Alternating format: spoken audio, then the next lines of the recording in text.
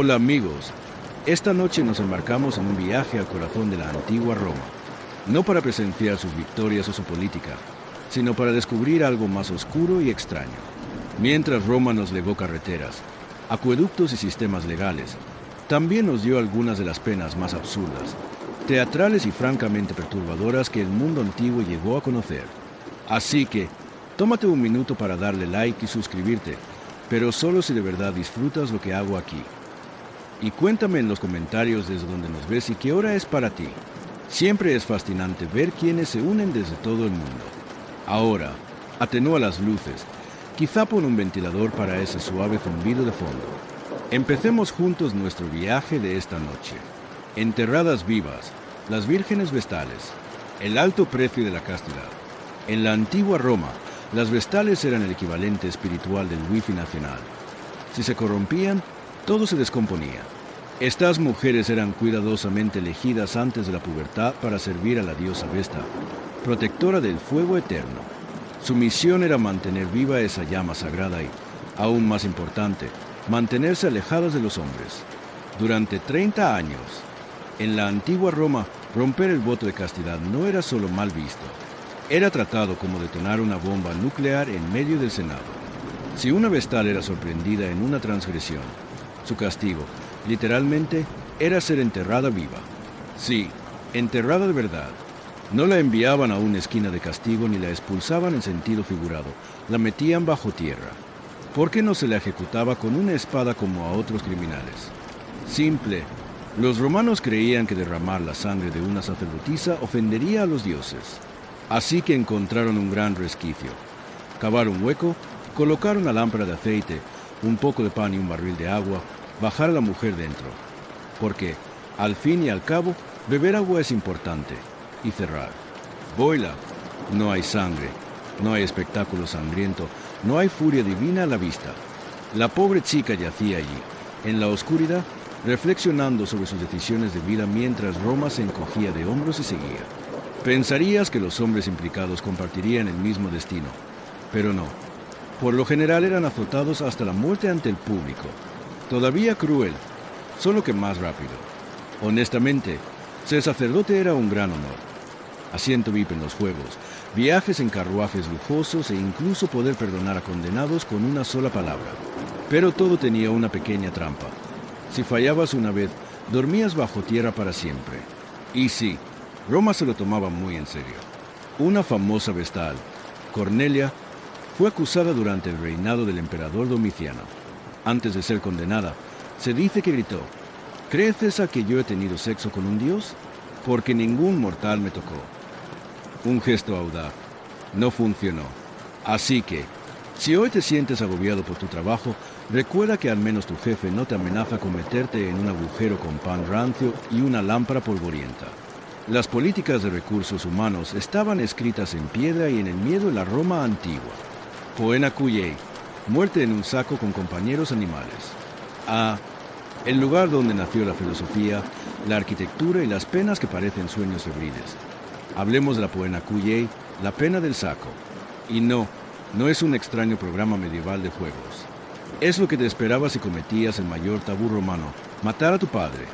Los romanos no te multaban o te encerraban. No. Si asesinabas a tu querido viejo, te ofrecían un paquete de castigo de lujo cuyo protagonista eras tú, y 4 desafortunados animales. Primero te ataban las manos. Quizá te dejaban un instante para reflexionar sobre tus decisiones de vida. Spoiler, no habían sido buenas. Luego te cosían en un gran saco de cuero. Suena encantador, ¿verdad? Pero mejora. Dentro del saco te ponían, por fidelidad simbólica, un perro, un mono. Porque ¿por qué no añadir caos? Una serpiente, para que tus arrepentimientos se arrastraran contigo. Y un gallo, quizás para anunciar tu fin al amanecer. Después, ese saco, repleto de malas decisiones y furia animal, era arrojado idealmente a un río profundo. El resultado, un cóctel de pánico, aullidos, chillidos, siseos y justicia poética. Nadie sabe con certeza por qué se eligieron esos animales en particular, pero los historiadores creen que eran simbólicos. El perro representaba la familia, el mono el caos, la serpiente el engaño y el gallo la vigilancia. Básicamente, tus pecados se convertían en carne y plumas. ¿Te imaginas aquel minuto en el saco? Una serpiente enrollándose en tu pierna mientras un mono te golpea la cabeza. Un perro enloquecido y un gallo confundido pensando que es martes. Si suena como la peor sala de escape de la historia, no estás lejos. Afortunadamente, la pena era rara, pero Roma, bajo emperadores que gustaban del teatro, la revivía de vez en cuando para subrayar un punto. No se trataba solo de matar al culpable. Era hacer una declaración, de paso, traumatizar a algunos espectadores. Así que la próxima vez que tu padre haga una mala broma o se olvide de tu cumpleaños, da gracias por no haber nacido en Roma. Entonces, la paternidad no significaba terapia. Significaba acostarte en un circo de serpientes. Crucifixión. Pero al revés, volteada, una inversión del tormento. Cuando escuchamos crucifixión, muchos pensamos en una tabla de madera, una muerte lenta y dolorosa y la advertencia pública. No te metas con el Estado. Era la pena de firma de Roma, despiadada, pública y humillante. Pero a veces a los romanos les gustaba añadir un toque creativo. Aquí entra la crucifixión invertida. Sí, cabeza abajo. Al parecer, morir erecto no era lo bastante degradante. Este método se reservaba para casos especiales. Autoridades que querían exhibir a traidores, rebeldes y a quienes se negaban a morir con la dignidad que les tocaba. Quizá la crucifixión invertida más famosa fue la del apóstol Pedro, uno de los 12 discípulos de Jesús. Según la tradición, cuando fue sentenciado a morir en la época de Nerón, pidió un favor extraño. Crucifíquenme boca abajo, no soy digno de morir como mi Señor. Y Roma, esa máquina de eficiencia, pensó, ¿por qué no? Aquí es donde la cosa se vuelve más intensa. La crucifixión ya era uno de los peores modos de morir. Combinaba asfixia, pérdida de sangre y la humillación pública. Pero voltear el cuerpo cambiaba la dinámica. La sangre se precipitaba hacia la cabeza, los músculos se tensaban de formas antinaturales, respirar se volvía casi imposible y el dolor aumentaba. Piénsalo como la diferencia entre escuchar una clase aburrida normalmente y escucharla con alguien clavándote los tobillos. No es la misma sensación. Y no era solo dolor físico, era simbolismo. Una cruz invertida, irónicamente, se volvió símbolo de humildad. La elección de Pedro no fue un acto de desafío, sino de respeto. Lamentablemente, esa imagen más tarde fue apropiada por películas de terror y bandas de metal, dándole una reputación distinta. A los romanos no les importaban los matices teológicos. Les importaba mandar un mensaje. Pasad de nosotros, hagamos vuestra muerte lo más extraña e inolvidable posible. Así que la próxima vez, esperemos que solo en sentido figurado, recuerda que la antigua Roma podía convertir cualquier castigo en una forma de arte performativo. La crucifixión invertida no era una muerte cualquiera, era una muerte con producción dramática. Un ejercicio original de creación de equipo mezclado con trauma, la decimación.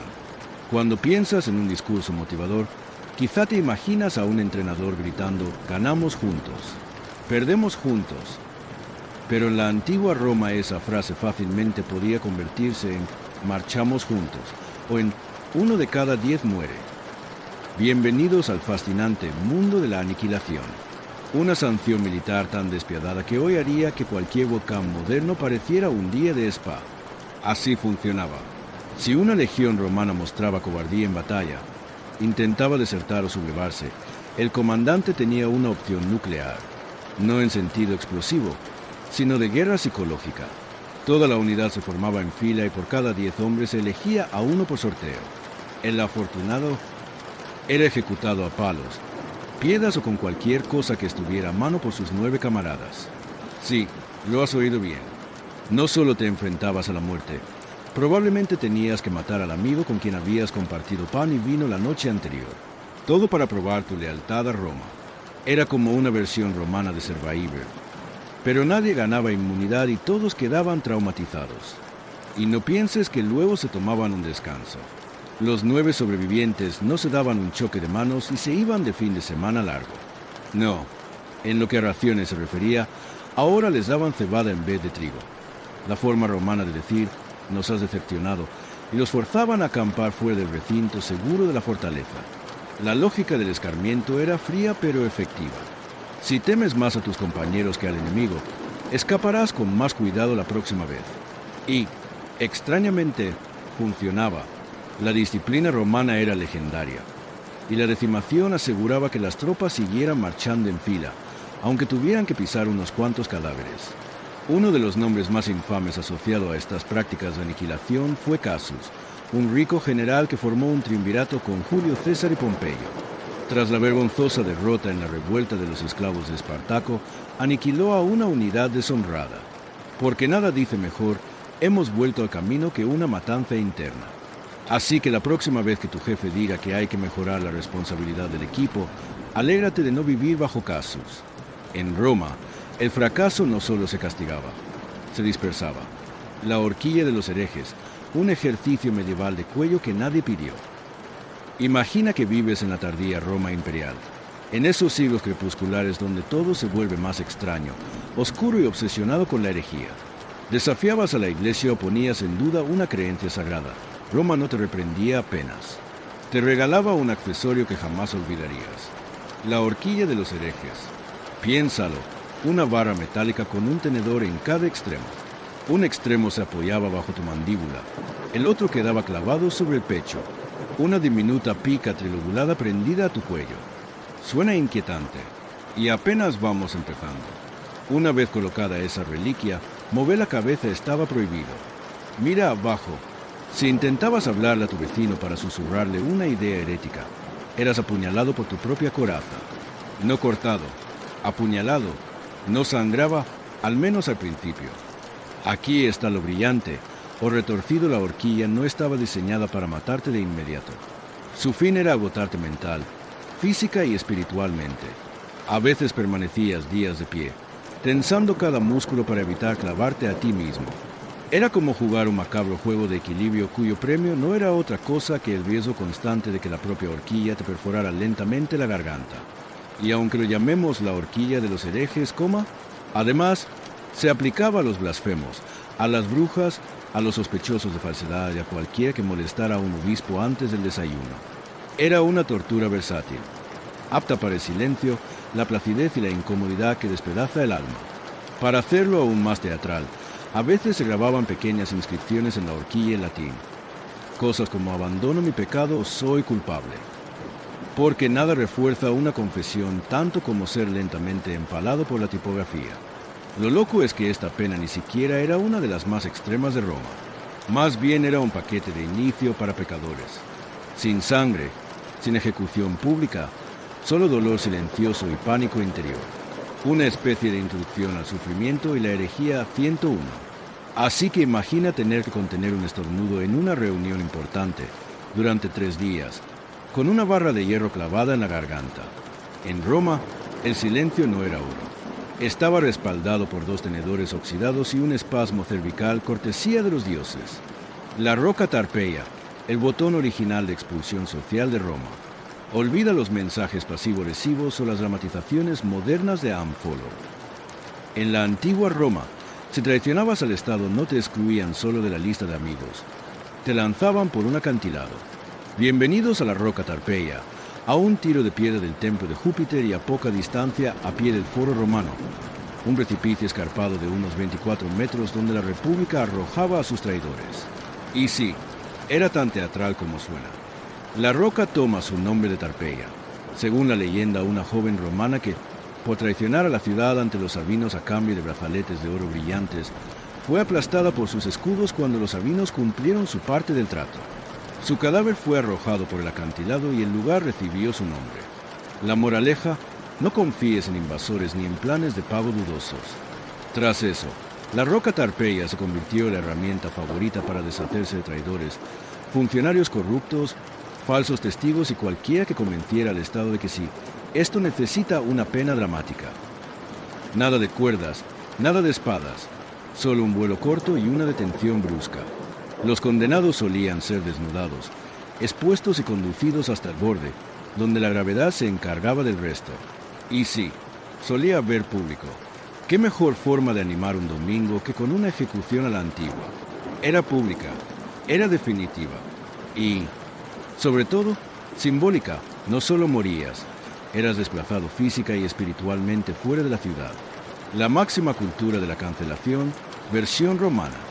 Curiosamente, la roca estaba a un tiro de piedra del templo de Júpiter, lo que significaba que si mentías a los dioses o al Estado, en tus últimos momentos podrías echar un vistazo privilegiado al cielo. Con el tiempo surgieron penas más elaboradas, leones, crucifixiones, túnicas ardientes, pero la roca Tarpeia mantuvo su clasicismo, elegante en su sencillez, implacable en su mensaje. Así que la próxima vez que oigas que alguien fue empujado bajo un autobús, recuerda que los romanos fueron los pioneros, no ruedas, solo piedra y el eco de la traición en las colinas. Damnatio ad bestias, muerte por bestias. Aplausos opcionales. Bienvenidos al Coliseo. Piedra, sudor y 50.000 fanáticos rugientes. La versión concave de la TV de la antigua Roma.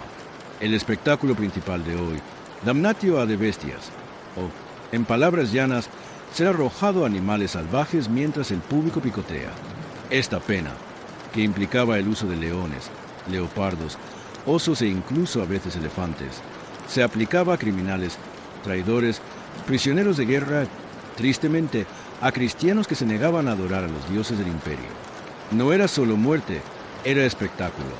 Y como Roma es Roma, a menudo vestían a las víctimas antes del show. Sí, convertían sus muertes en piezas de moralidad. Un condenado podía ser vestido como Orfeo y despedazado, otro podía interpretar a Prometeo y ser devorado por aves en una puesta en escena grotescamente realista. Era un desastre peludo donde el entretenimiento, la justicia y la propaganda religiosa se encontraban. Te preguntarás si tenían alguna posibilidad de defenderse. Definitivamente no. Esto no era un juicio. Era una sentencia de muerte envuelta en aplausos. La multitud venía a ver sangre. Y si los leones estaban somnolientos ese día, no importaba. Los romanos tenían trucos. Pincharlos con hierros candentes o mantenerlos sin comer durante días. El espectáculo debía continuar. Y recuerda, no estaba limitado a los peores criminales. Podías terminar en la arena por robo, oposición política o simplemente por estar en el lado equivocado de las leyes religiosas. Entre tú y el almuerzo de leones, solo se interponía la misericordia de un emperador muy generoso. Pero no te equivoques, no era simple sadismo, era cálculo, una advertencia para todos los que observaban. Si cruzas la línea, este podría ser tú. Roma se gobernaba con miedo y con felinos. Con el tiempo, los mártires cristianos invirtieron el guión y transformaron esa muerte brutal en una especie de medalla de honor. Pero para la mayoría, la damnatio ad bestias trataba más de sangre que de gloria.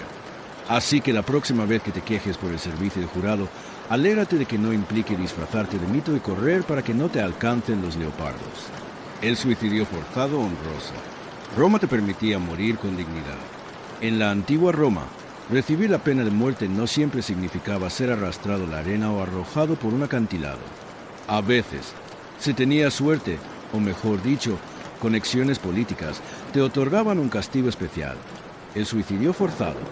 Suena contradictorio, ¿verdad? No te mataremos, pero te sugerimos encarecidamente que lo hagas tú mismo. Así funcionaba.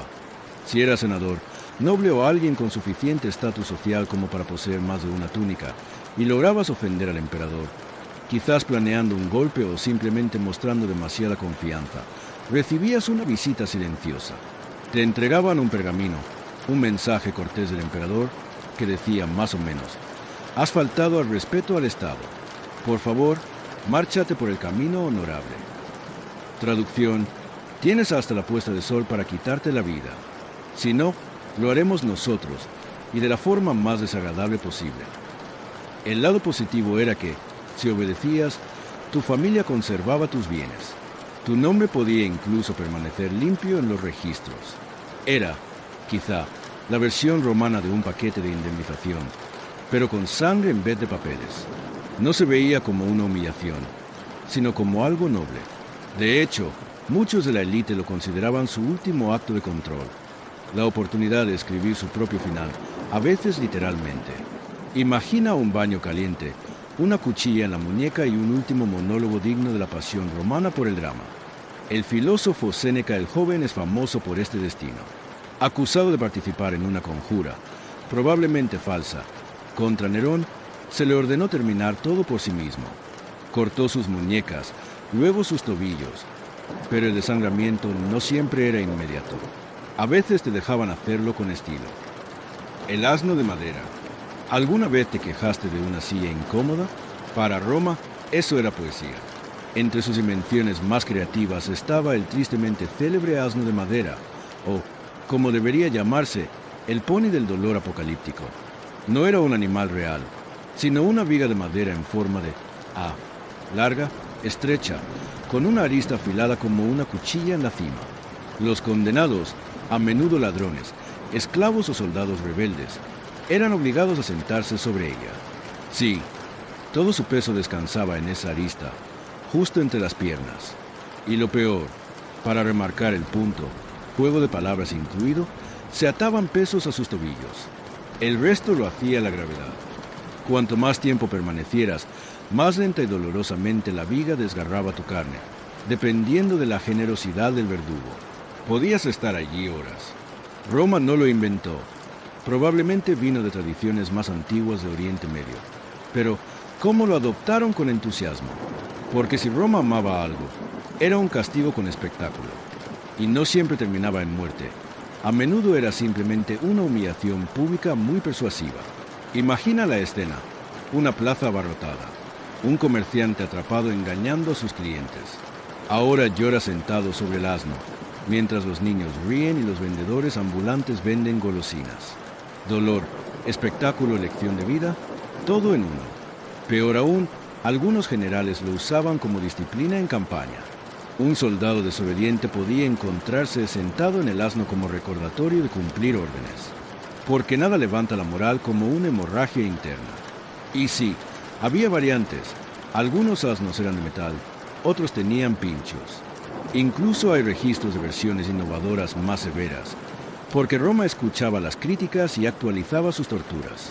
Era humillante, era brutal, y convertía el simple acto de sentarse en un castigo capaz de dejar cicatrices físicas y psicológicas para toda la vida. Así que, la próxima vez que tu silla de oficina se sienta dura, al menos recuerda que no es un triángulo afilado y nadie ha atado piedras a tus pies. En la antigua Roma, la mala postura no era tu mayor problema. Muebles que marcaban el rostro. En un mundo sin carnes de identidad, verificaciones de antecedentes o búsquedas en Google, Roma tenía una solución sencilla para identificar criminales: tatuar tu rostro con fuego. Sí, hablamos de marcado a fuego, no el tipo de logotipo corporativo, sino el que convertía tu frente en una etiqueta de delito permanente. Si eras ladrón, esclavo fugitivo o reincidente, felicidades, ahora llevabas en la cara un anuncio eterno de "no confíes en este hombre". El marcado se hacía con una barra de hierro calentada al rojo vivo y aplicada con la delicadeza de un herrero con prisa. Letras como F, fur, ladrón o C, calumniador, falso testigo, eran grabadas en tu frente o mejillas. Una reseña de una estrella, versión romana, directamente en tu cráneo. Y no se hacía en privado. O no, era público. Un espectáculo, una lección. El objetivo era humillar al delincuente y hacer que los demás lo pensaran dos veces. No era solo un castigo, era una propaganda que calaba en la carne. Ahora imagina vivir con esa marca. Vas al mercado donde todo el mundo te conoce y buscas trabajo.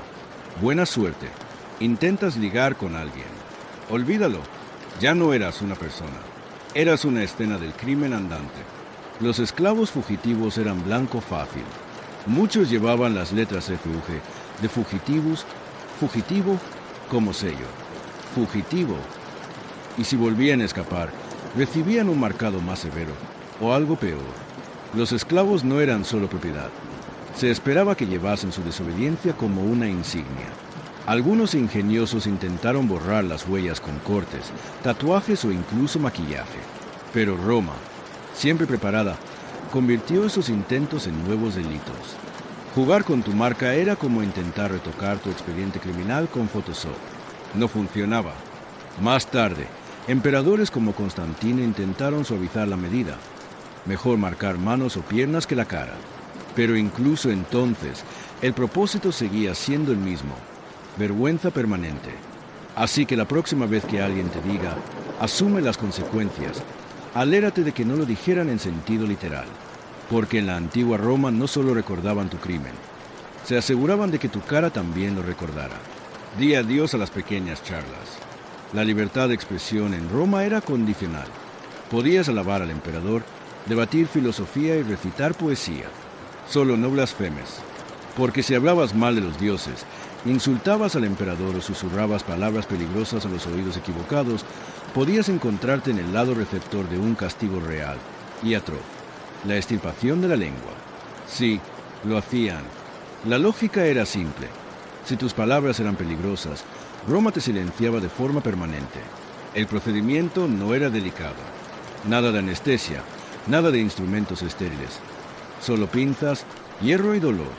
Un soldado o verdugo sujetaba la lengua con tenazas y la cortaba o, en algunos casos, la arrancaba por completo. No era una operación. Era una censura con sello estatal. Y no siempre se trataba de religión. Claro, insultar a los dioses era un camino rápido a este castigo, sobre todo si te burlabas de Júpiter o cuestionabas las llamas sagradas. Pero la blasfemia solía equivaler a hablar contra el emperador o el orden moral del imperio. Básicamente, si tu boca incomodaba a los poderosos, de pronto te convertías en una urgencia médica. Una broma equivocada, un susurro herético, un himno subversivo, y cortaban. Este castigo no solo era cruel, era teatral. Quitar la lengua en público mandaba un mensaje claro. Las palabras tienen poder, y nosotros tenemos la última palabra. Y si sobrevivías a la mutilación, tu vida posterior no era un picnic. No podías hablar con claridad, no podías defender tu inocencia, ni siquiera gritar correctamente. Era un destierro por medio de la mutilación. Una letra roja grabada no en la piel, sino en tu silencio. Irónicamente, algunos de los primeros mártires cristianos sufrieron esto. Se negaron a renunciar a su fe y siguieron predicando. Roma no pudo acallar sus ideas, así que comenzó por acallar al mensajero, literalmente. Por supuesto, los cristianos más tarde convirtieron estas historias en relatos de valentía divina, lo que enfurecía aún más a los romanos. Y si piensas que esto era excesivo, recuerda que Roma tenía una obsesión con el control. ¿Y qué mejor manera de controlar a alguien que silenciándolo? Así que, la próxima vez que alguien te diga muerde tu lengua, agradece que solo sea una metáfora, porque en la antigua Roma lo decían de verdad. Si crees que los romanos se habían quedado sin formas creativas de destruir a una persona, te presento la rueda de quebrantamiento, más tarde conocida en la Edad Media como la rueda de Catalina, para quienes preferían un aire dramático. No era una simple ejecución, era una sesión macabra de escultura usando el cuerpo humano como materia prima. Así funcionaba. Primero, el prisionero era atado a una gran rueda de madera, brazos y piernas extendidos como una estrella de mar marchita. Luego, un verdugo armado con una barra de hierro comenzaba su trabajo. Quebrar los miembros uno a uno, lenta y deliberadamente. El objetivo no era matar de inmediato. No, el propósito era mantener viva a la víctima mientras los huesos eran triturados. Rompía los brazos, aplastaba los muslos, torcía los tobillos hasta que ya no parecían tobillos. El cuerpo quedaba doblado de forma antinatural, convertido en una grotesca exhibición de dolor y resistencia. Después, los huesos destrozados eran entrelazados entre los radios de la rueda, los miembros doblados y enredados como en un proyecto macabro. A veces la rueda era levantada en un poste como una bandera de advertencia. Otras veces la dejaban girar lentamente con el viento, porque, ¿por qué no añadir un poco de ambiente? No se trataba solo de castigo, era un mensaje público. La rueda se reservaba para crímenes especialmente odiosos: asesinato, traición, bandidaje en los caminos. A la multitud le decía: esto es lo que ocurre cuando te apartas demasiado de lo permitido. Y no solo mueres, te pudres a la vista de todos. ¿Sobrevivientes? Muy pocos. Pero aquí viene la ironía. Si alguien lograba resistir un día o dos todavía con vida, a veces se le concedía una misericordia, un golpe final en el pecho o el cuello. Aún así, la práctica sobrevivió a Roma. En la Europa medieval se perfeccionó, añadiendo clavos, fuego y teatralidad. Roma solo había puesto el escenario.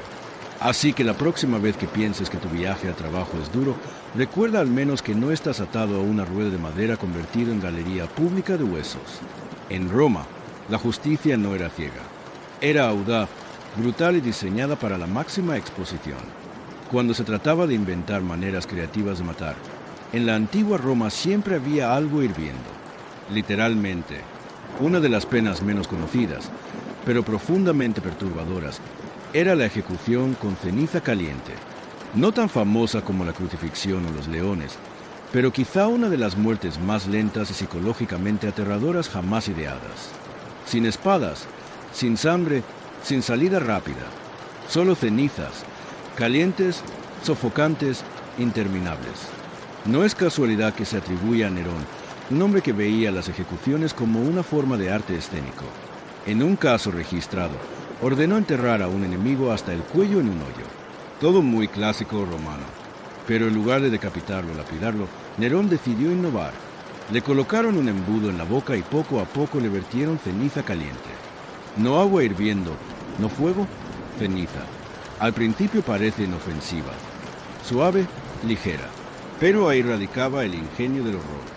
La ceniza abrasaba, atascaba la garganta, quemaba los pulmones y asfixiaba desde dentro. No mataba rápido, era un estrangulamiento progresivo. Cada aliento ardía, cada trago podía ser el último. Y mientras la ceniza se acumulaba, no había sangre. No ardías por fuera, pero por dentro todo colapsaba. Una muerte polvorienta, un ahogo disfrazado de silencio. ¿Y por qué ceniza? Porque era humillante. La ceniza representaba desecho, ruina. Morir en cenizas era simbólico. Significaba que no merecías acero ni fuego, ni siquiera un final dramático. Solo la lenta trituración de lo que quedaba. Esta pena era rara, reservada para quienes Nerón despreciaba profundamente. Personas cuya existencia quería borrar en silencio, pero con la máxima tortura psicológica. Para el público no era gran espectáculo. Sin sangre, sin gritos, solo un hombre en un hoyo y un goteo de polvo gris. Así que la próxima vez que escuche cenizas a las cenizas, polvo al polvo, recuerda que en la Roma de Nerón no era solo poesía, era protocolo. En la antigua Roma, la moda no solía matar, a menos que llevaras la túnica incendiaria, conocida también como la túnica de fuego. Imagínalo, te llevan a la arena o te atan a un poste, y en lugar de cadenas o sogas, el verdugo se acerca con una túnica. Bueno, al menos me dan ropa, piensas. Pero pronto notas que gotea brea, alquitrán y aceite. Eso era la túnica incendiaria. Una prenda empapada en sustancias inflamables, ajustada a tu cuerpo y encendida mientras aún estabas vivo dentro de ella. No era solo ejecución, era espectáculo público.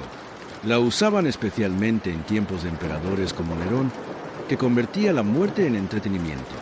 En sus infames fiestas en los jardines, encendía a prisioneros vestidos con estas túnicas para iluminar la noche.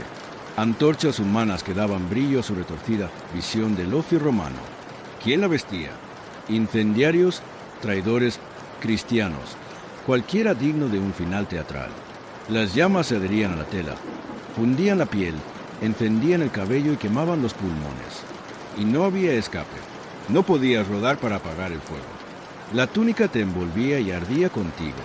A veces incluso la diseñaban inspirándose en la camisa envenenada de Hércules, la prenda que le dio un final de agonía insoportable. Roma no solo te mataba, lo convertía en poesía. La verdadera genialidad, si así puede llamarse, estaba en la psicología.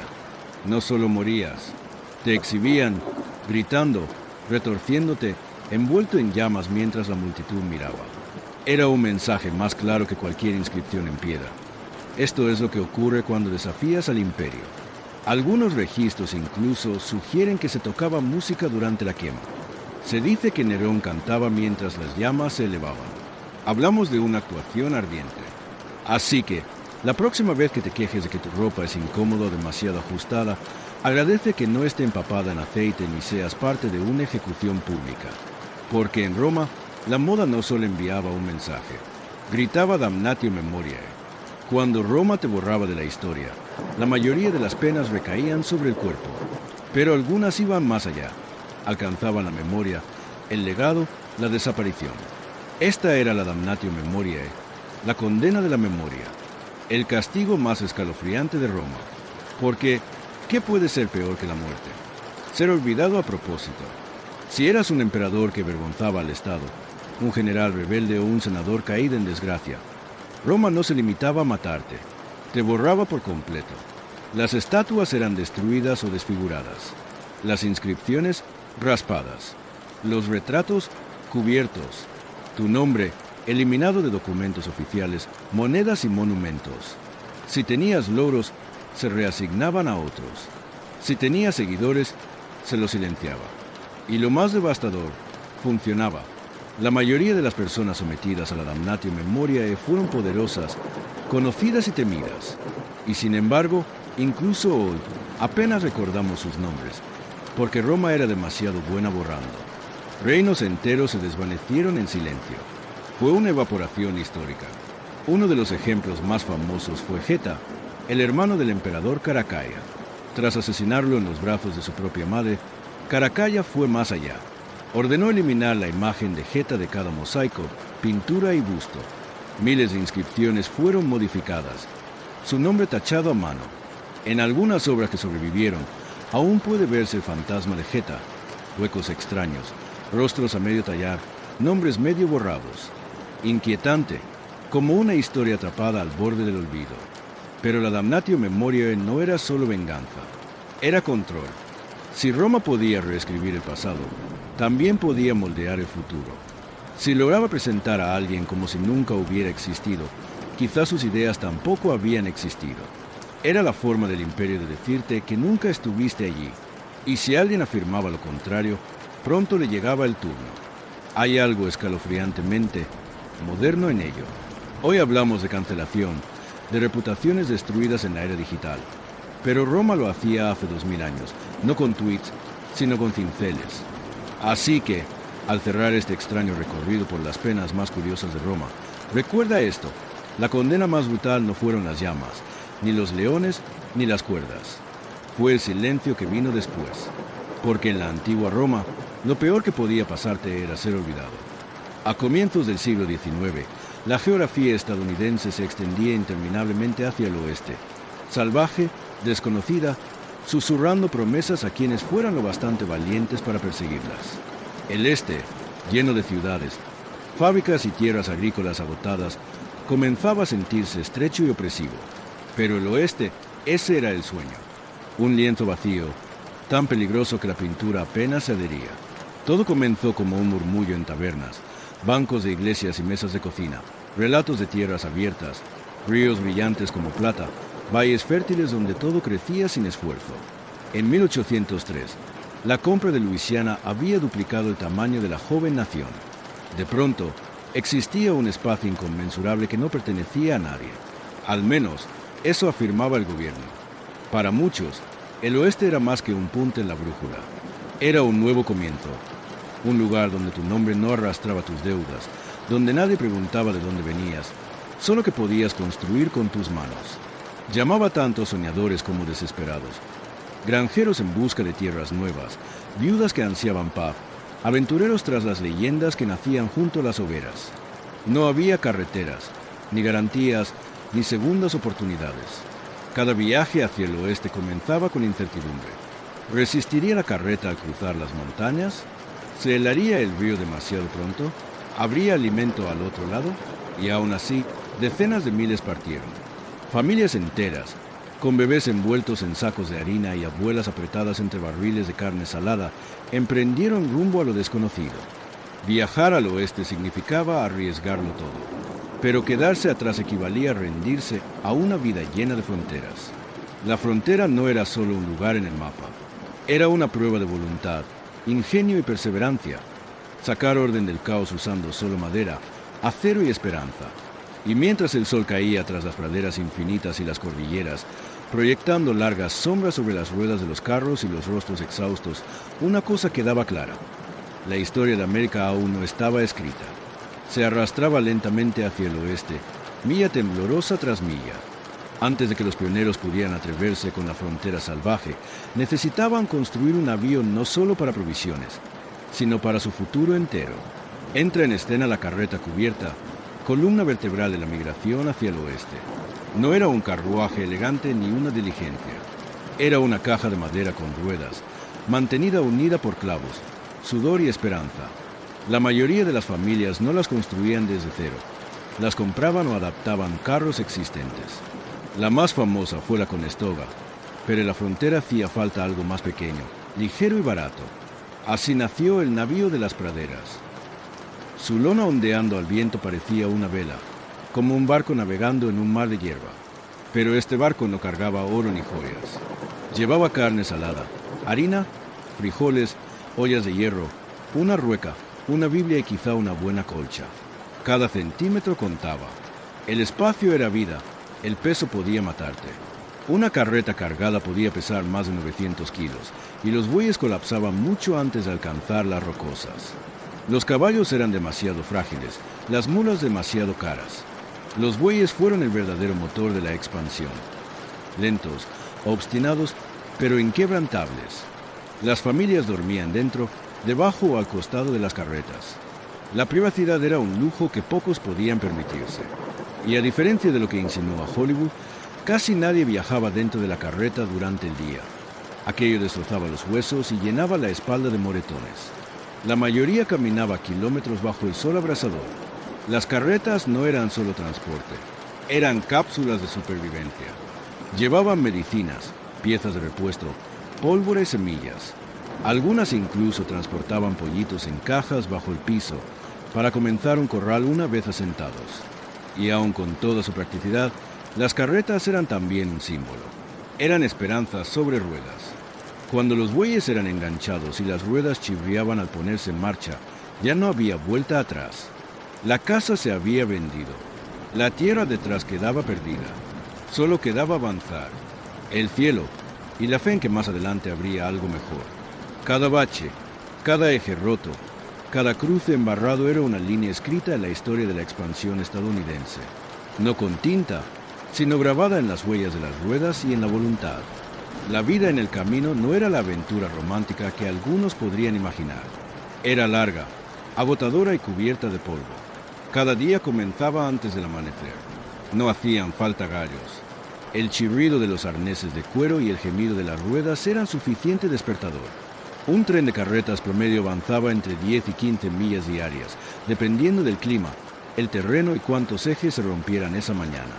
Con el tiempo, senderos como la ruta de Oregón, Santa Fe o California se grabaron en la tierra, llenos de pertenencias abandonadas, ruedas rotas y las tumbas de aquellos que nunca llegaron al oeste. Las comidas eran simples, resistentes y repetitivas hasta el infinito. El café era un lujo, el agua una apuesta. Los arroyos podían estar limpios o hervir de bacterias. Si había combustible y tiempo, hervirla ayudaba. De lo contrario, dependía de la suerte y de las plegarias. La comida se racionaba. Carne salada, pan duro, frijoles secos y, a veces, carne de caza si alguien tenía buena puntería. Cebollas silvestres y bayas se convertían en manjares valiosos. La enfermedad era el mayor asesino del camino. El cólera arrasaba campamentos como un incendio forestal. Venía del agua contaminada y podía matar en cuestión de horas. A veces también lo hacían las disputas, el escorbuto o las mordeduras de serpiente. No había doctores, solo remedios caseros y esperanza. A veces, ni siquiera eso bastaba. Aún así, había momentos de alegría. Los niños jugaban con palos y piedras o saltaban bajo la sombra de la carreta. De vez en cuando había bodas en el sendero. También nacimientos. Familias enteras se formaban no solo por la sangre, sino por el vínculo compartido, la camaradería empapada de polvo y dificultades. Por las noches, las carretas se alineaban en círculo no tanto para repeler ataques indígenas, como a menudo lo mitifica la leyenda, sino para protegerse de ladrones, animales y del viento frío. Se encendían fogatas, se horneaba pan sobre piedras calientes y alguien sacaba un violín. Durante unas horas, la risa y la música empujaban la oscuridad hacia atrás, pero el descanso siempre era breve. El mañana traía más caminatas, más naturaleza salvaje y menos garantías. La vida en el sendero era la rutina de sobrevivir. Aprendías a amar tus botas y a odiar las ampollas, a llorar en silencio y aún así seguir adelante, porque la tierra no esperaba por la pena, solo se movía hacia el oeste. Tras semanas o incluso meses en el camino, la visión de árboles, agua y llanuras era suficiente para que un pionero cayera de rodillas agradecido. Pero la celebración duraba poco. Cuando una familia encontraba su lugar, el verdadero trabajo apenas comenzaba. La agricultura no era glamorosa. No había casas, cercas ni caminos preconstruidos, solo tierra abierta y el tic-tac implacable de las estaciones. La primera prioridad era un refugio. Por lo general, una cabaña de troncos de una sola habitación, apenas lo bastante grande para la familia que la levantaba. Las herramientas eran limitadas y cada tronco debía cortarse, podarse y trasladarse a mano o con bueyes. Sin motosierras, sin planos, solo hachas, grava y cálculo. La mayoría de las cabañas tenían piso de tierra, barro en la lluvia, hielo en el invierno. Las ventanas no eran más que agujeros cubiertos con pieles o papel engrasado. Una chimenea era un lujo. Muchas empezaban con simples aberturas en el techo para dejar salir el humo. Se tosía mucho. Dentro, la familia dormía sobre montones de heno, pieles o mazorcas. Las camas se hacían con cuerdas tensadas sobre marcos de madera. Si había suerte, las grietas entre los troncos se rellenaban con barro y musgo para frenar el viento. Pero aún así, el viento entraba. Y luego llegaba el primer invierno, la estación que probaba cada alma. Si no habían almacenado suficiente leña o comida, los meses siguientes podían significar hambre o congelación. Las tormentas de nieve los encerraban durante días. Los coyotes aullaban en la oscuridad. Los lobos rondaban. Y aún así, el espíritu fronterizo resistía. Las familias fabricaban velas con grasa animal. Los niños aprendían a remendar ropa y cocinar sobre fuego abierto. Leían la Biblia a la luz de las llamas. Escribían cartas a casa. Se tenían a dónde enviarlas. Los vecinos eran pocos y distantes. Pero cuando aparecía una nueva cabaña en el horizonte, siempre había ayuda. Una techumbre levantada en común, una vaca prestada, una comida caliente. La supervivencia no dependía solo de la resistencia, sino de la comunidad. Una familia sola podía caer. 10 familias podían resistir. El primer invierno en la frontera no era solo frío. Era un crisol silencioso, donde los sueños se convertían en determinación o se enterraban bajo la nieve. La fuerza de la frontera no se medía solo en músculo. Se medía en resistencia, sacrificio y un valor silencioso e implacable. Y nadie lo encarnaba mejor que las mujeres de frontera. Olvídense de las damiselas elegantes de las novelas baratas. Estas mujeres eran guerreras con delantal. Desde el momento en que bajaban del carro, eran constructoras, agricultoras, parteras, carniceras, doctoras y maestras, todo a la vez.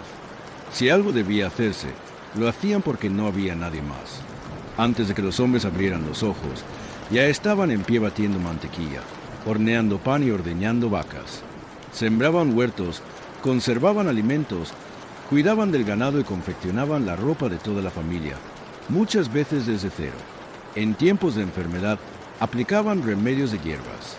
En partos, oficiaban de comadronas, a veces para sí mismas, a veces para sus vecinas. Una mujer de frontera podía matar a una serpiente por la mañana con una pala y enseñar a leer a sus hijos por la tarde. Podía perder a un hijo en un incendio y aún así poner la cena en la mesa al anochecer. Las armas no les eran ajenas. Si sus maridos estaban lejos o habían muerto, defendían la granja con lo que tuvieran a mano. Rifles, hachas, sartenes. Se cuentan historias de mujeres que, con un bebé en la cadera, repelieron lobos, bandidos o incluso incursiones. La soledad también era enemiga. Para algunas, el vecino más cercano estaba a kilómetros. Las cartas tardaban semanas o meses en llegar. El silencio podía ser ensordecedor. Y aún así, estas mujeres soportaban, tejiendo civilización a partir de lo salvaje. Una costura, una lección, un pan a la vez. También eran el corazón de la comunidad. Levantaban graneros cuando aún no había iglesias. Cuidaban de vecinos enfermos y organizaban reuniones dominicales. Cuando los pueblos al fin surgían, eran a menudo las mujeres quienes insistían en escuelas, bibliotecas y leyes. No eran personajes de fondo en la historia de la frontera. Eran la columna vertebral. Sin formación, sobrecargadas y muchas veces ignoradas. Pero una vez descubierta su fuerza, era imposible olvidarlas. Así que la próxima vez que imagines el lejano oeste, no pienses solo en vaqueros a caballo. Piensa en una mujer con el cabello recogido, mangas arremangadas, una escopeta junto a la puerta y pan de maíz en el horno. Porque por cada carreta que avanzaba, por cada cabaña levantada y cada campo arado hacia el oeste, ya había alguien allí. La frontera estadounidense no estaba vacía. Durante siglos, incluso milenios, estas tierras habían sido hogar de cientos de naciones indígenas. Desde las grandes llanuras hasta las costas del Pacífico, las tierras estaban profundamente entretejidas con la vida nativa. Sus áreas de caza, lugares sagrados, rutas de migración y ríos cargados de significado. Pero para el gobierno de y la mayoría de los pioneros, aquello no era un hogar, era un potencial. Y así comenzó un largo y doloroso proceso de promesas rotas. El gobierno estadounidense firmó tratado tras tratado con las tribus nativas, prometiendo paz, derechos de tierras y recursos. Pero casi todos fueron violados. A medida que los colonos inundaban el oeste, las tribus eran empujadas hacia atrás una y otra vez, a veces con tinta, a veces con fuego y plomo. Naciones enteras fueron forzadas a vivir en reservas, a menudo áridas y lejos de las tierras ancestrales. Cherokees, Choctaws, Lakotas, Comanches y docenas más fueron desposeídos en su propio territorio. Algunos grupos nativos intentaron la diplomacia, otros resistieron. Estallaron conflictos armados, la guerra de Black Hawk, la masacre de Sand Creek, Little Bighorn. Pero incluso cuando los guerreros nativos ganaban una batalla, perdían la guerra. El gobierno regresaba con más soldados, con ferrocarriles, con colonos hambrientos de espacio y dispuestos a reclamarlo a cualquier costo. No era solo una usurpación de tierras, era una erosión cultural. Los niños eran arrancados de sus familias y enviados a internados donde se les castigaba por hablar su idioma. Las tradiciones sagradas eran prohibidas. La identidad nativa era vista como algo a borrar, civilizar o reescribir. Y, sin embargo, los pueblos originarios sobrevivieron. Sus lenguas se susurraban en secreto. Sus canciones se cantaban con desafío. Sus historias se transmitían como un fuego vivo. La imagen romántica de la frontera suele olvidar ese precio. Pero la verdad es que la expansión hacia el oeste no fue una victoria para todos. Para muchos, fue una marcha lenta devastadora hacia la pérdida. Comprender la frontera americana significa captar ambas realidades al mismo tiempo. La resistencia de los pioneros y la tragedia de los pueblos desplazados. Porque la historia, al igual que la tierra misma, contiene más de un relato. En la frontera americana, la ley y el orden llegaban tarde, y a veces no llegaban nunca. En muchos de los nuevos asentamientos no había policía, ni prisiones, ni sistemas de justicia establecidos. La justicia no dependía de un juicio justo, sino de quien hablaba más fuerte, quien se movía más rápido, quien tenía detrás a la banda más numerosa. En resumen, la ley de la frontera tenía muchas caras, y no todas eran honorables. Al principio, quienes actuaban eran los fuera de la ley. Cuando se cometía un delito, se formaban comités de ciudadanos. Si se robaba un caballo, se saqueaba una tienda o algo peor, se organizaban juicios improvisados en tabernas o bajo los árboles. Y si se asumía la culpabilidad, la sentencia llegaba rápido. Una bala, una soga o una expulsión humillante del pueblo. Con el tiempo, las ciudades crecieron y con ellas llegaron los hombres de la ley. Sheriffs, comisarios y sus ayudantes. Nombres como Weaver, Bud Masterson y Wade Wilcox se convirtieron en leyenda. Algunos fueron valientes, otros impostores. La mayoría, una mezcla de ambos. Con una estrella de lata en el pecho y un revólver al cinto, caminaban sobre la delgada línea entre el caos y el orden. Pero tan rápido como llegaban los guardianes de la ley, también lo hacían los forajidos. La frontera era un imán para vagabundos, desertores, tahúres y pistoleros que buscaban perderse en el polvo. Billy the Kid, Jesse James y Butch Cassidy no solo asaltaron bancos y trenes, capturaron la imaginación popular.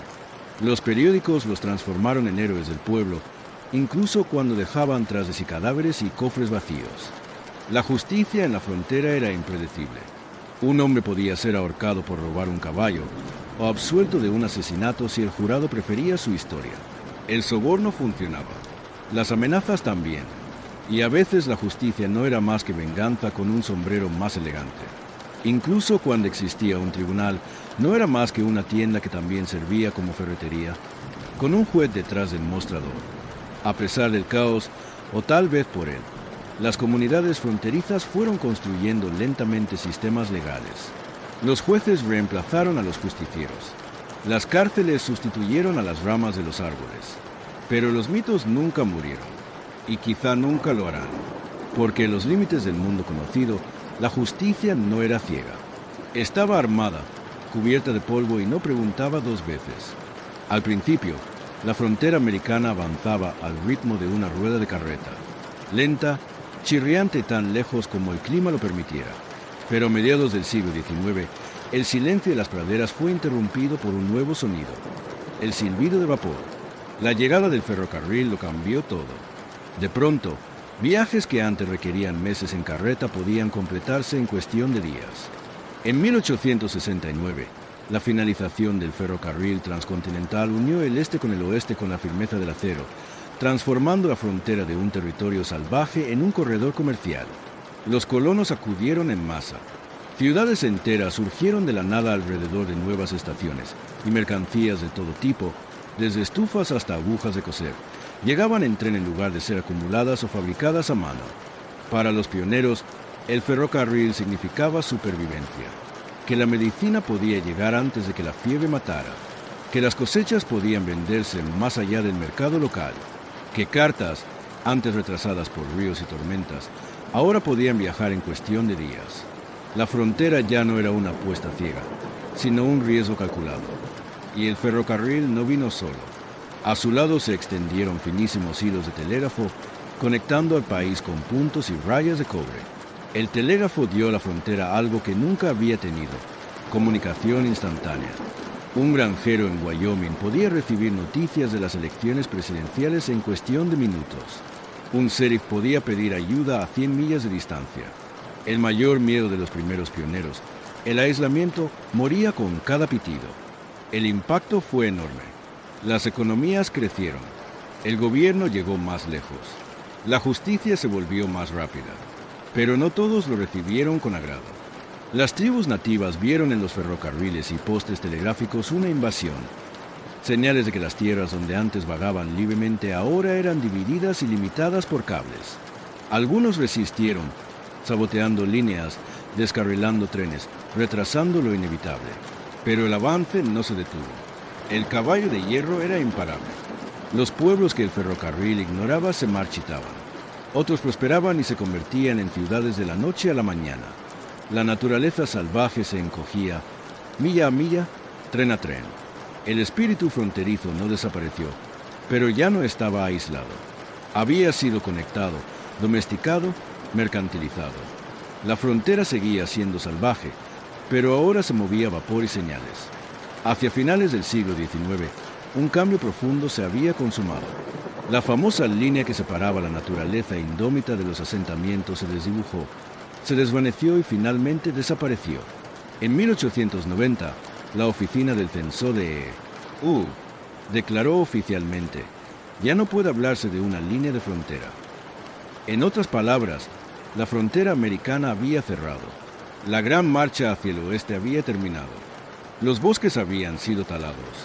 Los ferrocarriles conectaban costa con costa. Los bisontes estaban casi extinguidos. Las tribus confinadas a reservas. La tierra, antes infinita y misteriosa, había sido medida, cartografiada y vendida por acre. ¿Qué significaba esto? Para algunos, victoria. El sueño cumplido, un continente domesticado, una nación de mar a mar. Para otros, en especial los pueblos nativos y las comunidades desplazadas, significaba desaparición, pérdida y un silencio doloroso donde antes estaban sus hogares. Pero el final de la frontera no trataba solo de geografía, era cuestión de identidad. El individualismo feroz, el mito del pionero solitario, las historias de heroísmo y dificultades al calor de la fogata. No murieron, se convirtieron en leyenda. Autores como Frederick Jackson Turner sostuvieron que la frontera había moldeado el espíritu, la democracia, el coraje y la inquietud de América. La frontera enseñó a los estadounidenses a adaptarse, sobrevivir y confiar en sí mismos y en sus vecinos. Dio nacimiento al vaquero, al presidente de cabaña de troncos, al buscador de oro. Todos estos íconos quedaron grabados en el tejido del mito nacional. Pero la realidad fue más compleja. La frontera fue sudor, suciedad, enfermedad y muerte. Fue valiente y despiadada, esperanzadora e injusta.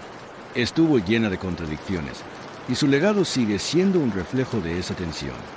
Hoy, la frontera vive no en la geografía, sino en el espíritu, en la idea de que avanzar hacia lo desconocido, ya sea tierra, ciencia o espacio, define lo que significa ser americano. Las carretas ya no avanzan. Las cabañas son museos. Los senderos, autopistas. Pero si escuchas con atención, aún puedes oír su eco en el viento de las praderas. Historias transmitidas por aquellos que se atrevieron a ir más lejos. La frontera americana no desapareció. Se convirtió en cimiento. Neram, antes de los instrumentos, existía el ritmo. El golpeteo de pies contra la tierra, el choque de dos palmas, un corazón latiendo en silencio. La música no comenzó con madera, cuerdas o hueso. Comenzó con el cuerpo, con la respiración. Hace decenas de miles de años, mucho antes de la escritura, la agricultura o la arquitectura, los primeros humanos descubrieron algo extraordinario y duradero.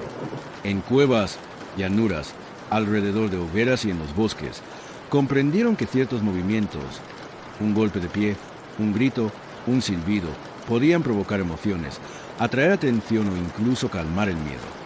Resulta que la música no es solo un invento cultural, sino un instinto biológico.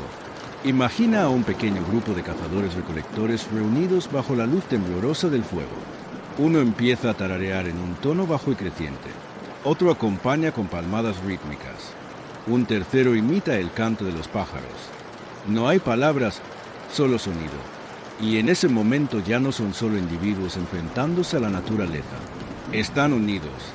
Son humanos. Antes de la flauta y el tambor, la voz misma era sagrada. Muchos antropólogos creen que la primera música pudo haber surgido de la imitación. Reproducir sonidos de animales para la caza o ecos naturales para comunicarse a distancia. Pero en algún momento, esos sonidos cruzaron la línea de lo utilitario hacia lo expresivo. Un ritmo se convirtió en algo más que una señal, en un lenguaje de emociones. Un murmullo se transformó en arrullo, un grito en canción. Existe la teoría de que la música antecedió al lenguaje, o al menos lo acompañó. Cantábamos antes de hablar. Los bebés, incluso hoy, responden instintivamente más al tono y la melodía que a las palabras.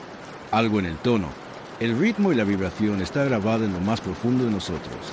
La música no solo la inventamos, también la recordamos.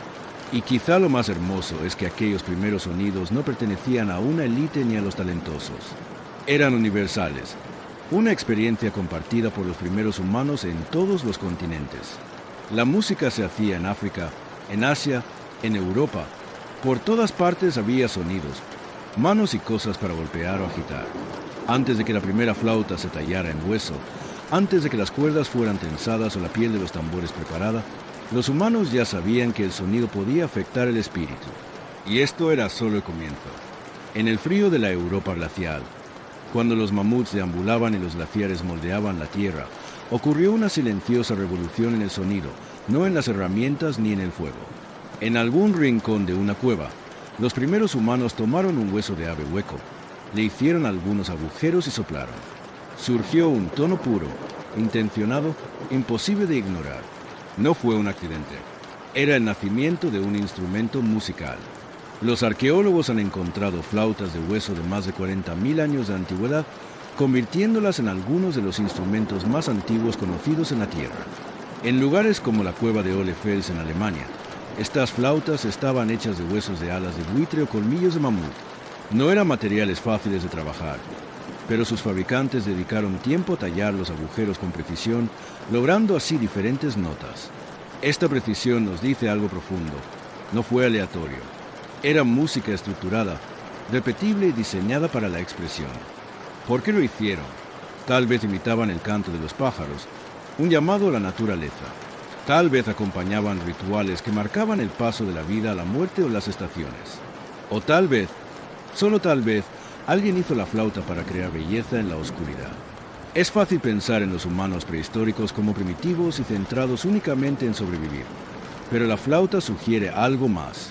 Habla de creatividad, de una mente que ve posibilidades en un hueso, no solo alimento. Estos instrumentos también implican comunidad. Una flauta tocada sola produce música, sí, pero en grupo genera ritmo, armonía y experiencia compartida. Tal vez se tocaban flautas alrededor de un fuego. Los sonidos acompañaban palmadas sobre troncos y piedras o tambores. La música se elevaba, resonaba en las paredes de la cueva, los primeros conciertos de la historia humana. Y considere esto, estas flautas de la era glacial preceden a la agricultura, la rueda e incluso la escritura. En la jerarquía de la innovación, la música llegó temprano, no como un lujo, sino como una necesidad.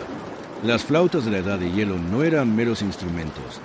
Expresaban alegría, tristeza, misterio y ritual. Sus frágiles susurros del pasado profundo todavía pueden conmovernos hoy.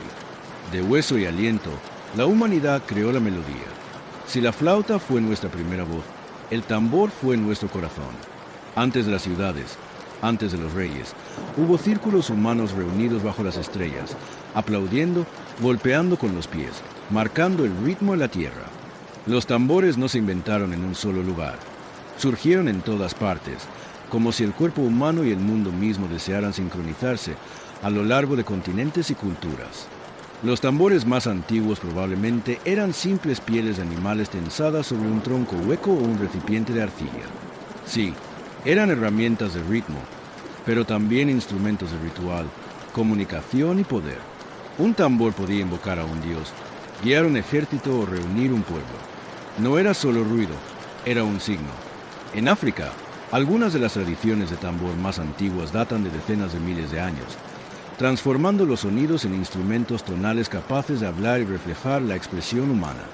En Siberia, los chamanes usaban tambores para entrar en trance y abrir puertas al mundo espiritual. En el Amazonas, un tambor de agua resonaba en la selva como un trueno hecho por manos humanas. Lo que hacía tan importantes a los tambores no era solo su sonido, sino su universalidad. No necesitabas melodía ni educación formal, solo sentir el ritmo. Y lo sentíamos. Los tambores se usaban en nacimientos, funerales, bodas, cosechas y guerras. Su ritmo daba estructura al caos. Un patrón podía mantener un clan unido, completar un ritual o preparar a los guerreros para la batalla. Decía, somos uno. Incluso en la agricultura temprana, los tambores tenían un lugar.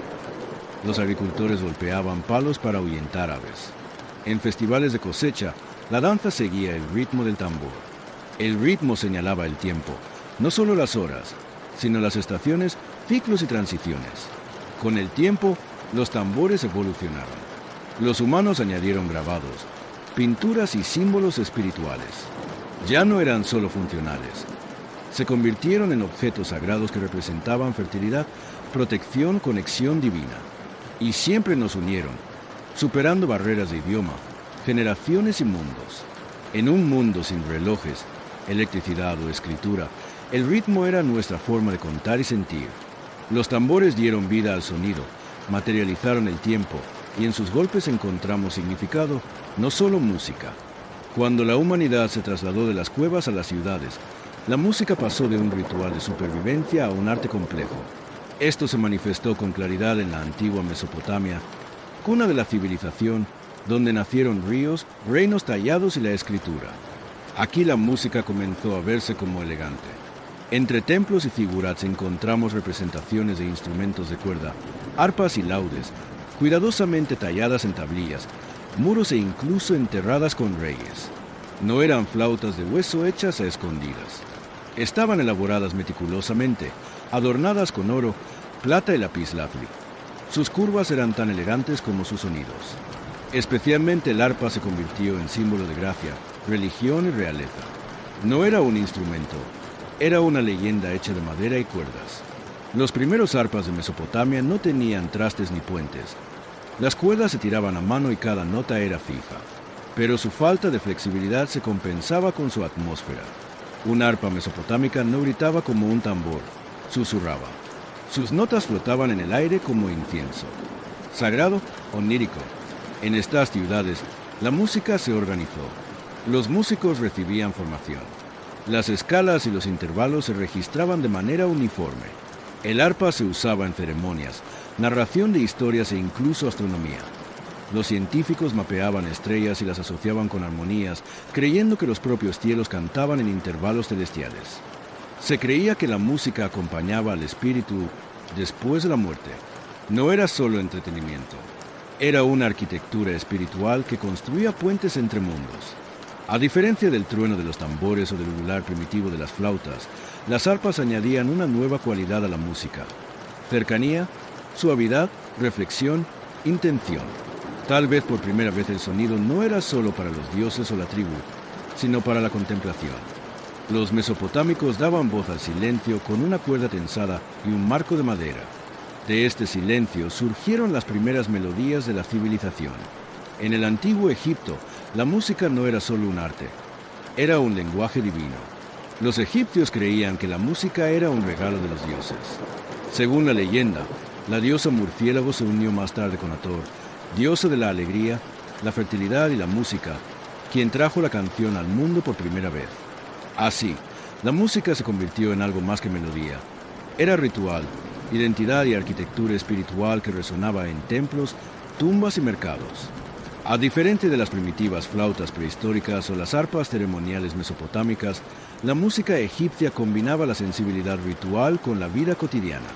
Los obreros cantaban para mantener el ritmo mientras construían pirámides. Los pescadores cantaban en el Nilo. Los sacerdotes entonaban himnos durante ritos sagrados. Las mujeres tocaban tambores y sonajas en nacimientos y funerales, en los momentos de inicio y final. Los instrumentos egipcios más icónicos eran arpas, liras, laúdes, címbalos y flautas. Las arpas evolucionaron de formas simples y angulares a grandes piezas curvas, decorativas, con cuellos arqueados, símbolos de estatus además de sonido. Algunas tenían hasta 22 cuerdas, elaboradas con tal gracia que, incluso 3000 años después, todavía aparecen vívidamente en pinturas funerarias. El sistro, un tipo de sonaja de metal que tintineaba al agitarla, ocupaba un lugar único. Estaba estrechamente asociado con el culto a diosas, especialmente a Thor e Isis. Su sonido no era para entretenimiento, despertaba lo divino, protegía de la maldad y guiaba el espíritu durante los rituales. Los músicos egipcios no siempre eran personas comunes. Algunos eran sacerdotes o sacerdotisas que servían en templos mediante la música. Otros eran músicos de corte, entreteniendo a faraones y dignatarios extranjeros con canciones que elogiaban a dioses, reyes y legados. La música también construía puentes entre mundos. En funerales, canciones e himnos guiaban al espíritu en el más allá. Las tumbas de los ricos solían incluir letras y representaciones de instrumentos y músicos, asegurando que el difunto tuviera compañía sonora en la otra vida. Para los antiguos egipcios, la música era eterna. Honraba a los dioses, unía a las personas y recordaba el orden cósmico. El ritmo no era caos, sino el latido del universo. Hacer música en Egipto era resonar lo sagrado. Para los antiguos griegos, la música no era solo una forma de arte, era ciencia del alma y del universo. Mientras otras civilizaciones usaban la música en rituales y celebraciones, los griegos planteaban una pregunta más profunda: ¿por qué el sonido nos afecta?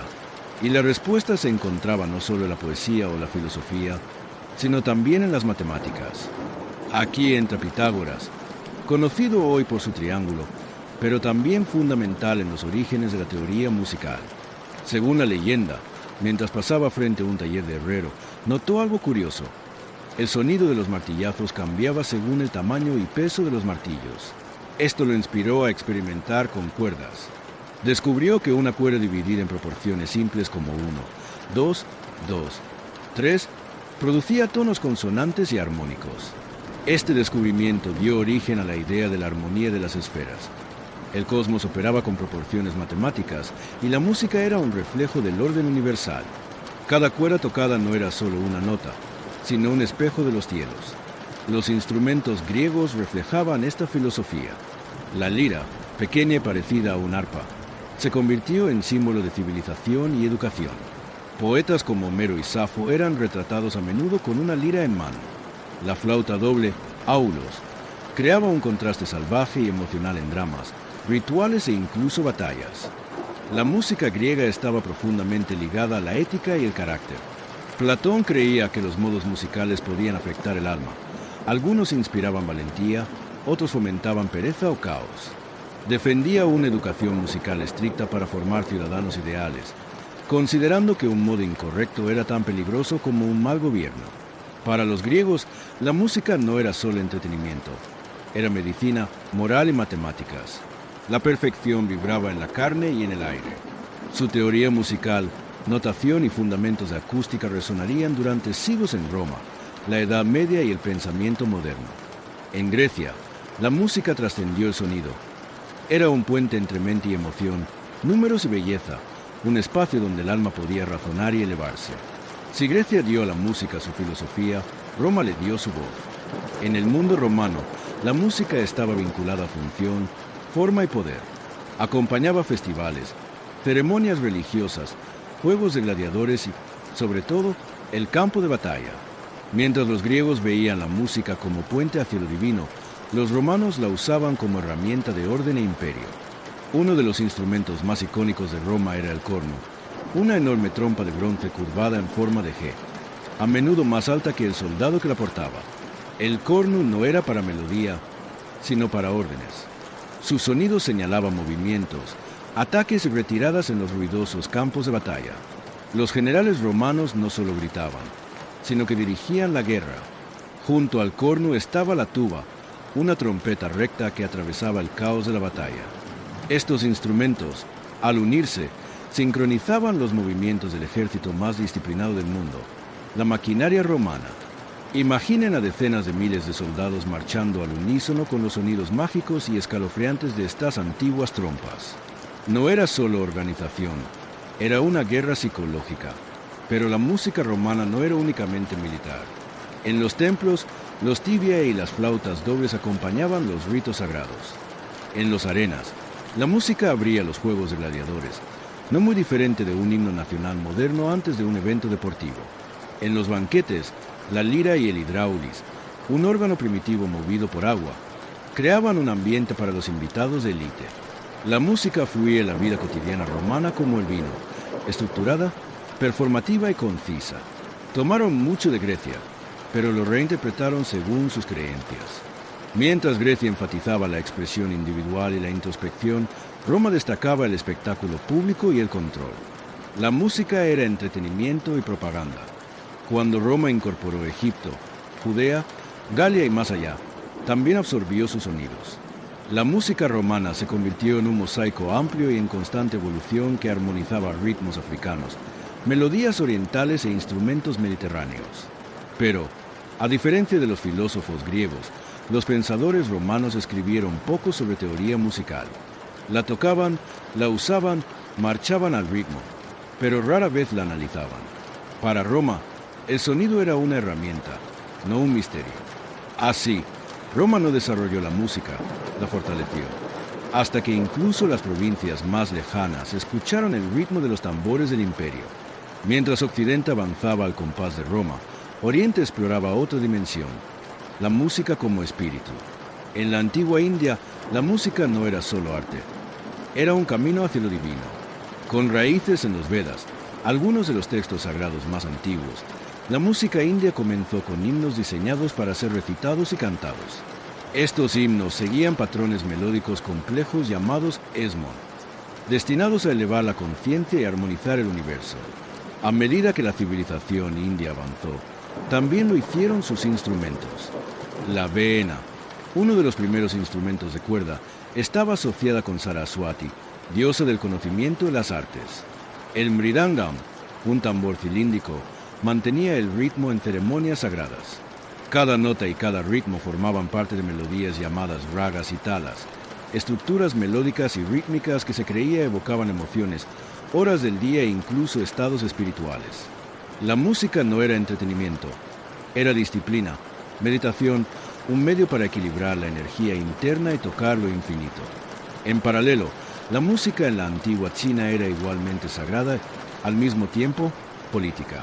Se decía que el mítico emperador Shan, uno de los 5 emperadores legendarios, armonizó su reino con la música. La filosofía china, especialmente el confucianismo, sostenía que la música correcta fomentaba la conducta moral y el orden social. Las notas adecuadas creaban armonía no solo en el alma, sino también en el estado. Los instrumentos se diseñaban cuidadosamente para reflejar el equilibrio cósmico. El guqin, un citer de 7 cuerdas, se tocaba solo por eruditos y buscaba reflejar introspección y virtud. El zeng, un instrumento de cañas sopladas con múltiples tubos funcionando como unidad. Simbolizaba la unidad. El bianzón, un conjunto de campanas de bronce, representaba jerarquía y estructura ritual en palacios reales. La música china estaba afinada según intervalos matemáticos precisos, sincronizados con los ciclos naturales y la armonía con los cielos. Tanto en India como en China, la música no estaba separada de la vida. Era vida misma, espejo del cosmos, código de disciplina y pulso sagrado. Mientras Roma la usaba para conquistar, Oriente la usaba para comunicarse con lo divino, la naturaleza y el yo. Desde el ulular de las flautas de las cuevas del hielo hasta los resplandecientes hilos de Mesopotamia, desde los sistros que invocaban dioses en Egipto hasta los arreglos orquestales que calmaban a los emperadores chinos, la música siempre ha sido más que entretenimiento, un lenguaje sin fronteras, más antiguo que los imperios y más duradero que ellos. Porque la música ha perdurado mientras otros inventos desaparecen.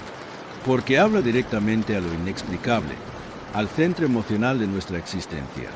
Acalma, estimula, emociona, une y acompaña el duelo. Es lo que ofrece una nana a un niño que llora.